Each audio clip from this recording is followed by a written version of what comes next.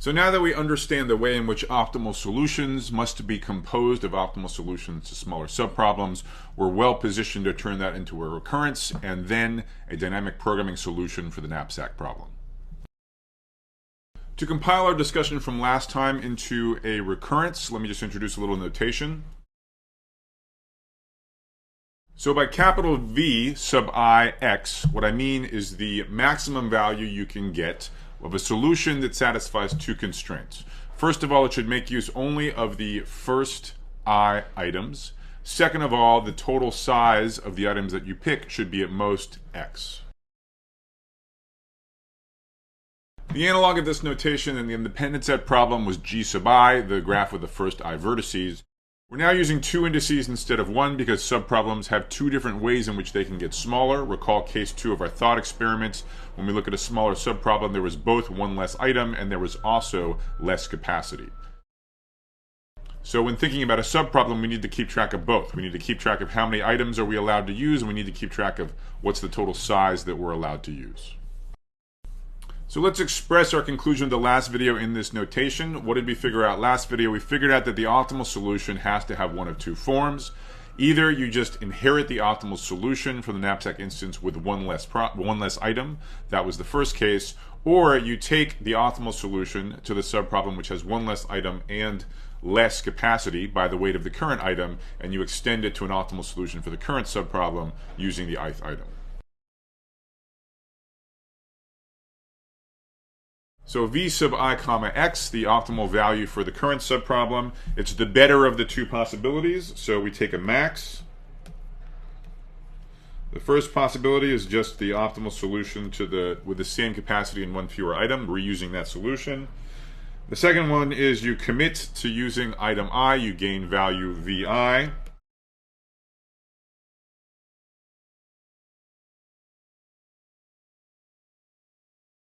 And you combine that with the optimal solution using the first I minus 1 items and the reduced capacity of x minus the weight of the current item. So one quick edge case, if the weight of the ith item is bigger than our permitted capacity x, then of course we can't use it, and then we're forced to use the first case. We're forced to be in case 1.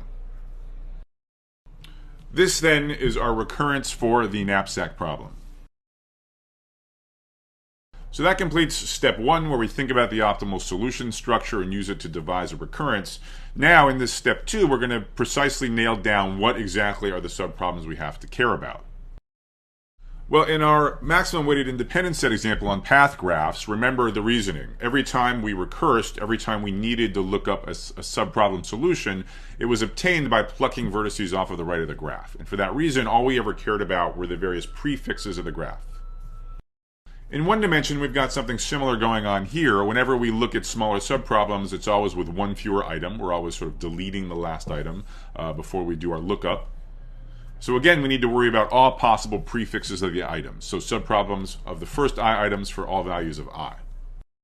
For the knapsack problem, however, there's a second sense in which subproblems can be smaller. And remember case 2 of our thought experiment. When we want to know the optimal solution that's guaranteed to use the current item I, we have to reduce the capacity before looking up the corresponding optimal solution of a subproblem. That is, we're not just peeling off items, but we're also sort of peeling off parts of the knapsack capacity. Now here is where we're going to use our assumption that I told you at the beginning in our input, that sizes are all integers and that the knapsack capacity is an integer. So the knapsack capacity starts at capital W every time we peel off some integer amount of capacity from it. So at all subproblems, we're going to be working with integral knapsack capacities. So therefore, in the worst case, what are the various subproblems that might arise? Well, perhaps each choice of a residual capacity, 0, 1, 2, all the way up to the original knapsack capacity, capital W. So now we're in great shape. In step 2, we figured out exactly what subproblems we care about. In step 1, we figured out a formula by which we can solve bigger subproblems given the solutions of smaller ones. So all that remains now is to write down a table and fill it in systematically using the recurrence, beginning with the smaller subproblems, ending up with the largest subproblems. So here's the pseudocode. It's again going to be very simple. In this algorithm, the array A that we're going to be filling in has 2 dimensions, in contrast to the 1 dimension in the weighted independent set problem. That's because our subproblems have two different indices. We have to keep track both of which set of items we're allowed to use and also what capacity we need to respect. So the two independent variables indexing subproblems forces us to have a 2D array that we're going to go through now in a double for loop. So in the initialization step, we fill in all the entries where I equals 0, where there's no items. There, of course, the optimal solution value is 0. And then we just go through the subproblem systematically. When we get to a subproblem, we use the recurrence that we developed to compute the entry in that table using, of course, the entries that we've previously computed in earlier iterations. So for a given subproblem where you're allowed to use the first I items and the residual capacity is X, what do we know from our thought experiment? This can only be one of two things. We're just going to do brute force search through the two possibilities. The two possibilities, well, we have case 1 where we just inherit the optimal solution with one fewer item and the same capacity. Or if we're going to actually use item I, then we compose that with the optimal solution from the first I items that leaves enough space for item I. And in that case, we get the value v sub I for including this ith item.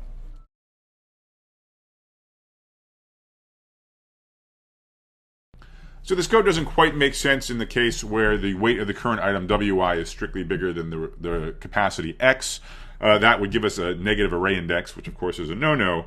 But in that case, amongst friends, we just interpret it as ignoring the second case of the max. So, I'm not going to write down the extra code, but what you would write down is if wi is strictly bigger than x, then you just define a of I comma x to be equal to a of I minus 1 comma x.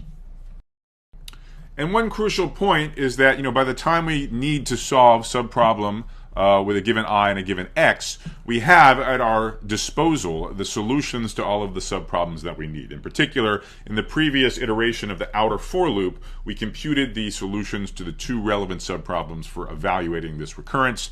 They're there waiting for us, available for constant time lookup.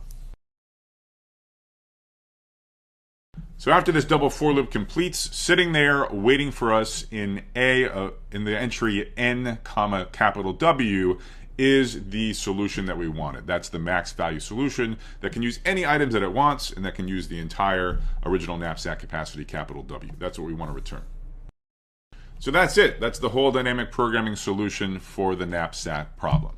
Just to make sure this makes sense, in the next quiz, I want to ask you to analyze the running time of this dynamic programming algorithm.